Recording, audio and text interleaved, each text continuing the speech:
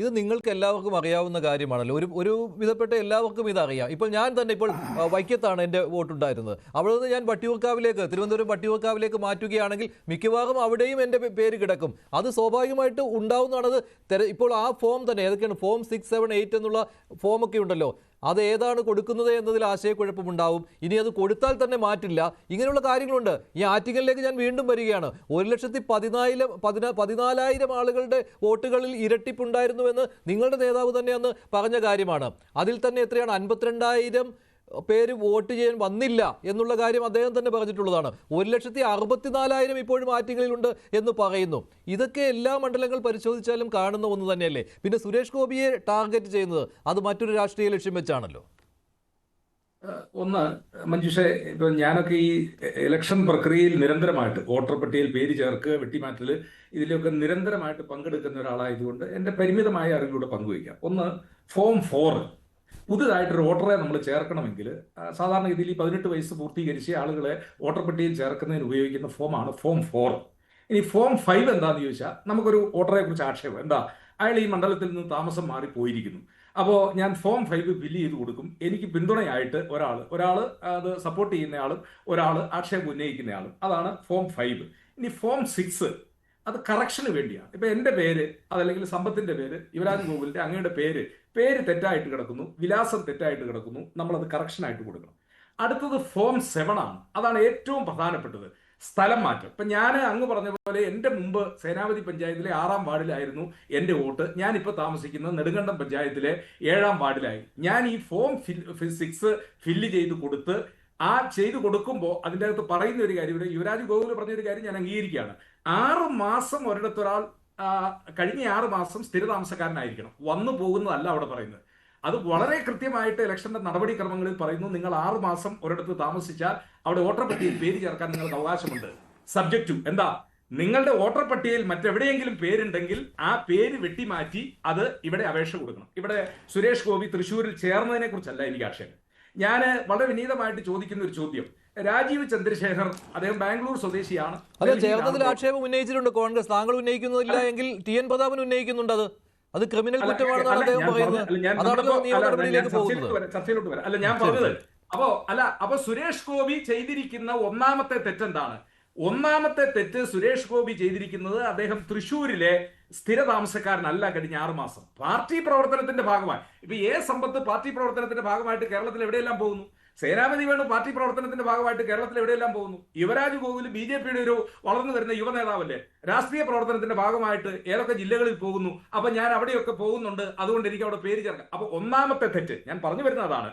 ഒന്നാമത്തെ തെറ്റ്, നിയമവിരുദ്ധമായി സുരേഷ് ഗോപി പേര് ചേർത്തിരിക്കുന്നു. പേര് ചേർത്തതിലെ നിയമവിരുദ്ധത എന്താ? അദ്ദേഹത്തിന്റെ പേര് തിരുവനന്തപുരം കോർപ്പറേഷനകത്ത് ശാസ്തമംഗലം വാർഡിൽ നിൽക്കുകയും അദ്ദേഹത്തിന്റെ പഴയ വീട് തറവാട്ട് കൊല്ലത്ത്, അവിടെ വോട്ടില്ല, തിരുവനന്തപുരത്താണ് വോട്ടുള്ളത്. ആ വോട്ട് വെട്ടിമാറ്റാതെ അദ്ദേഹം തൃശ്ശൂരിൽ വോട്ടർ പട്ടികയിൽ പേര് ചേർത്തിരിക്കുന്നു. ഒന്നാമത്, അദ്ദേഹം അവിടുത്തെ റെസിഡന്റ് അല്ല. കഴിഞ്ഞ 6 മാസമായി അദ്ദേഹം അവിടുത്തെ റെസിഡന്റ് അല്ല. ഇവിടെ എന്താ ഞങ്ങൾ ഉന്നയിക്കുന്ന ആരോപണത്തിൽ ഒരു ക്രക്സ്, സുരേഷ് ഗോപി ഒരാളോ അദ്ദേഹത്തിന്റെ അനുജൻ ഒരാളോ അല്ല. വോട്ടർ പട്ടികയിൽ സുരേഷ് ഗോപി തെരഞ്ഞെടുപ്പിൽ മത്സരിക്കുന്നു എന്ന കാരണത്താൽ നാട്ടിലുള്ള മുഴുവൻ BJPക്കാർ, ഇപ്പൊ ആലത്തൂരിൽ നിന്ന് കണ്ടു 273 പേര്, അവർ ആലത്തൂർ അസംബ്ലി മണ്ഡലത്തിലെ താമസക്കാരാ, അവർ തൃശ്ശൂർ അസംബ്ലി മണ്ഡലത്തിലെ താമസക്കാരല്ല. അവരെല്ലാം വാടക ചീട്ടിന്റെ പിൻബലത്തിൽ, അതിലെ ഒരു വീട്ടമ്മ പറഞ്ഞത്, എന്റെ വീട്ടിൽ ഞാനിത് വാടകയ്ക്ക് കൊടുത്തു, ഒരു വാടക ചീട്ട് എഴുതി, ഇവരെ ആരെയും ഞാൻ കണ്ടിട്ടില്ല, കഴിഞ്ഞ 6 മാസമായി ഇവർ ഈ വോട്ടർ പട്ടികയിൽ പേര് നിൽക്കുകയാണ്. അപ്പൊ ഇതിനെ ആണ് പറയുന്നത് സയന്റിഫിക് പോൾ റിഗിംഗ്. ഞാൻ പഴയ ഒരു തെരഞ്ഞെടുപ്പ് കമ്മീഷണറുടെ അന്നത്തെ ഒരു വാക്കുകൾ കടമെടുക്കുക. ഒരുപക്ഷെ സമ്പത്ത് സാറിന് അത് ഓർമ്മയുണ്ടാവും. RVS പെരിശാസ്ത്രി എന്ന് പറയുന്ന ഒരു പഴയ തെരഞ്ഞെടുപ്പ് കമ്മീഷനുണ്ട്. അതിനു മുമ്പ് VS രമാദേവി ഉണ്ടായിരുന്നു. അവരൊന്നും ഓർമ്മയിലില്ല എന്ന് പറഞ്ഞാൽ അവരുടെയൊക്കെ കാലഘട്ടം വലിയ പ്രസക്തമല്ല. ഈ RVS പെരിശാസ്ത്രി തെരഞ്ഞെടുപ്പ് കമ്മീഷന്റെ ചുമതല ഒഴിയുമ്പോൾ അന്നത്തെ ഇന്ത്യയിലെ ഒരു പ്രശസ്ത പത്രപ്രവർത്തകനുമായിട്ട് നടത്തിയ ഒരു ഇന്റർവ്യൂവിൽ അദ്ദേഹം ചോദിച്ചു, ഈ തെരഞ്ഞെടുപ്പ് അനുഭവത്തെക്കുറിച്ച് അദ്ദേഹം എങ്ങനെയാണ് ഈ കള്ളവോട്ട് മറ്റു കാര്യങ്ങളെ കുറിച്ച്. അപ്പൊ അദ്ദേഹം പറഞ്ഞു, വടക്കേ ഇന്ത്യയിലൊക്കെ പല ബൂത്തുകളിലും ബലമായിട്ട് വന്ന്, ഇപ്പോൾ സ്ഥാനാർത്ഥിയുടെ ആളുകൾ ഗുണ്ട സഹായമൊക്കെ ഉണ്ടെങ്കിൽ അവർ ബലമായിട്ട് കയറി വന്ന് പോളിംഗ് ഓഫീസറെ ചിലപ്പോൾ ഭീഷണിപ്പെടുത്തില്ല, അടിച്ചു ഓടിച്ച് വോട്ട്, ഇപ്പൊ കൈപ്പത്തിക്കാണെങ്കിൽ കൈപ്പത്തിക്ക്, അരിവാൾ ചുറ്റിക നക്ഷത്രത്തിലാണെങ്കിൽ അരിവാൾ ചുറ്റിക നക്ഷത്രം, താമരയിലാണെങ്കിൽ താമര, ഇനി അമ്പും മില്ലു ആണെങ്കിൽ അമ്പും മില്ല്, റാന്തൽ വിളക്കിലാണ് ആ ചിഹ്നം കുത്തിയിട്ടിട്ട് അവർ പോകും. അത് ബൂത്ത് പിടിച്ചെടുത്തുള്ള നടപടിയാണ്. വേറൊന്ന്, ഇപ്പോ ഗോപാൽ സ്വാമിയുടെ സ്ഥാനത്ത് രാമസ്വാമി വന്നു നിന്ന് വോട്ടറാണ് എന്ന് പറഞ്ഞ് ഇതൊക്കെ ഐഡന്റിറ്റി കാർഡ് ഇല്ലാത്ത ഒരു കാലഘട്ടത്തിലാണ് അദ്ദേഹം പറഞ്ഞിരിക്കുന്നത് ഇപ്പോൾ നടക്കുന്നത് സയന്റിഫിക് പോൾ റിഗ്ഗിംഗ് ആണ്. ആ സയന്റിഫിക് പോൾ റിഗ്ഗിങ്ങിന് സമ്പത്ത് സാർ എന്നോട് പിണങ്ങരുത്, അദ്ദേഹം ഉദാഹരണമായിട്ട് പറഞ്ഞിരിക്കുന്നത് ബംഗാളും കേരളവുമാണ്. ഞാൻ കമ്മ്യൂണിസ്റ്റുകാർക്ക് ഇലക്ഷനിൽ തത്വദീക്ഷ ഉണ്ടോ എന്നുള്ളതൊക്കെ പിന്നീടുള്ള കാര്യം. എങ്ങനെയും തെരഞ്ഞെടുപ്പ് ജയിക്കാനുള്ള എല്ലാ കൃത്രിമ മാർഗവും കമ്മ്യൂണിസ്റ്റ് പാർട്ടിയിൽ നിന്നാണ് ഉരുത്തിരിഞ്ഞിരിക്കുന്നത് എന്നത് നിങ്ങളുടെ ഒരു നേതാവ് ആർജവത്തോടെ ശ്രമിക്കുകയും ചില സാങ്കേതിക വിദഗ്ധരെ കൊണ്ടുവന്ന് പരിശോധിക്കുകയും ചെയ്തുകൊണ്ട് സമ്പത്തിന് 2019 കൈപ്പേറിയ അനുഭവമായി. അത്രയേ ഉള്ളൂ. ശരി, സേനാപതി വേണം. ഞാൻ പറഞ്ഞത്, ഞാൻ ഈ ചർച്ചയിൽ പോസിറ്റീവായിട്ട് പറയാൻ ആഗ്രഹിക്കുന്ന ഒരു കാര്യം, വോട്ടർ പട്ടിക സംശുദ്ധമായിരിക്കണം. സുരേഷ് ഗോപി തെറ്റ് ചെയ്തുകൊണ്ട് BJP കാരനാണ്, അത് ന്യായീകരിക്കരുത്. രമേശ് ചെന്നിത്തലയുടെ പേര് 2 വോട്ടർ പട്ടികയിലുണ്ടെങ്കിൽ അത് തെറ്റാണെന്ന്, അത് അങ്ങനെ വരാൻ സുരേഷ് ഗോപി എന്ത് തെറ്റ് ചെയ്തു അത് തന്നെയാണ് സാർ രമേശ് ചെന്നിത്തലയും ചെയ്തിരിക്കുന്നത്. ഇതിങ്ങനെ കറങ്ങി വന്നാൽ നിങ്ങളുടെ ഓരോ നേതാക്കളുടെയും തലയിലേക്ക് തന്നെ വരും. അത്രേ ഉള്ളൂ. വയനാട്ടിൽ എത്രയാണ്? വയനാട്ടിൽ കൃത്യം നമ്പർ ഞാൻ ഓർക്കുന്നില്ല. ഇന്ന് അനുരാഗ് ഠാക്കൂർ പറഞ്ഞു എത്രയാണ്? 93,000 വയനാട്ടിലെ സംഖ്യ പ്രിയങ്ക മത്സരിച്ചപ്പോൾ, അല്ലേ? തീർച്ചയായിട്ടും.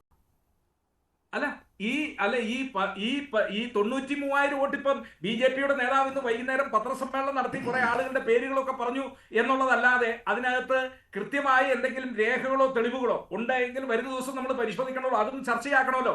ആ കാര്യത്തിലൊന്നും ആർക്കും തർക്കമില്ല. ഇത് ചർച്ചയാക്കി വന്നാൽ ഇത് മറ്റൊരു തലത്തിലേക്ക് ഇത് പോവുകയുള്ളൂ. പരസ്പരം കുറെ ആരോപണം ഉന്നയിക്കും, ജനങ്ങളെ കൺഫ്യൂസ്ഡ് ആക്കും. അതിലേക്ക് പോവുകയാണ് ഈ കാര്യങ്ങൾ. ജനങ്ങളെ കൺഫ്യൂസ്ഡ് ആക്കുക എന്നുള്ളതാണ് അവർ ഉദ്ദേശിക്കുന്നത്.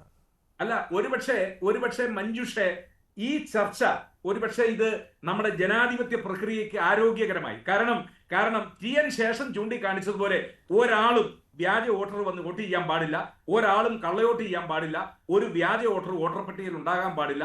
സംശുദ്ധമായ ഒരു വോട്ടർ പട്ടികയിൽ സംശുദ്ധമായ ഒരു തെരഞ്ഞെടുപ്പും.